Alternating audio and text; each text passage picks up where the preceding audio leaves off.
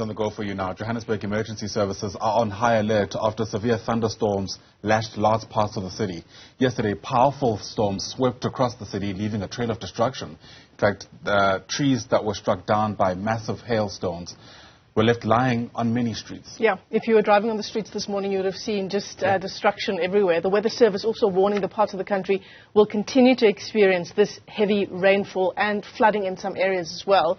So joining us now for an update is Johannesburg's Emergency Services spokesperson, Robert Mulaudzi. Robert, thank you so much for your patience in waiting to speak to us this morning.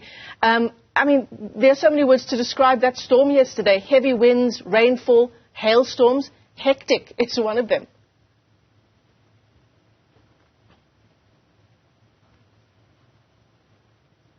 Robert, are you still there?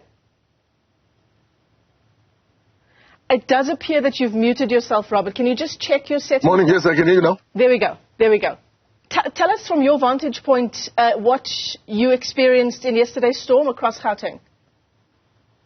Yeah, we had a number of reports which were reported across Gauteng, especially in the city of Johannesburg, mostly in Florida, in the inner city, and also the areas which was mostly affected was in Sandton area, where trees were reported to have fallen, most especially in our station, one of our fire stations. Also, it was also affected by this, bad weather conditions. So the good part was that there were no really injuries which were reported due to this severe thunderstorms. So we are told that we might still have this rainfall throughout the week, especially over the weekend. So we're still encouraging our motorists out there to exercise caution while driving, extend the safe following distance, and try and avoid crossing roads or bridges which might be flooded. And most importantly, our residents in our low-lying areas to avoid crossing river streams, and also to monitor young kids to stay away from those areas, because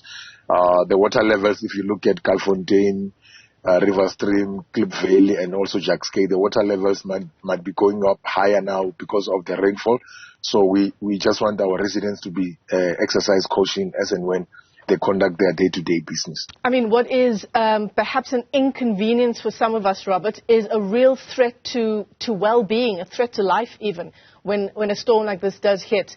Will you be, in your mop-up operations today, will you be going to all of those sort of red areas, shall we call them, the areas that are likely to be the worst affected, to check whether all is in order?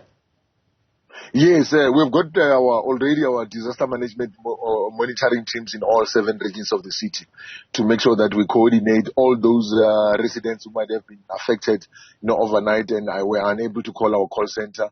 We will be coordinating that through via our disaster management officials in those areas. And of course, any other residents who might have been affected, we advise them to call our call center, which is 011-375-5911, so that they can be assisted if there's any situations which life-threatening emergencies which they will want us to be able to attend to. And of course, today we will be resuming with our search along Jackskay. That will depend on the weather conditions, because yesterday we had to call off our search due to the risk of injuries to our rescue workers. We had to stop that search at around 3 in the afternoon due to also the severe thunderstorms which we had. So we're hoping. You're talking about the search for the people who went missing following that baptism ceremony in Alex. Yes, that baptism ceremony. Remember, we already have discovered about 14 bodies. The 2 bodies we discovered on Saturday, and then the 12 bodies, we discovered them on Sunday. That brings the total of the bodies discovered to 14. So there are a number of families which are still worried about their loved ones. So we will be continuing today with our search to make sure that we can be able to assist the affected families to find closure. So we're hoping that the weather conditions will be able to allow us to be able to continue with our search. Yeah, absolutely. Heartbreaking story that. Robert Mulaudzi, we'll let you go. We know you have a lot of work on your hands given the weather across Johannesburg. He speaks on behalf of Johannesburg's Emergency Services. The number on your screen there, if indeed you are in a situation where you need help, please get in touch with them.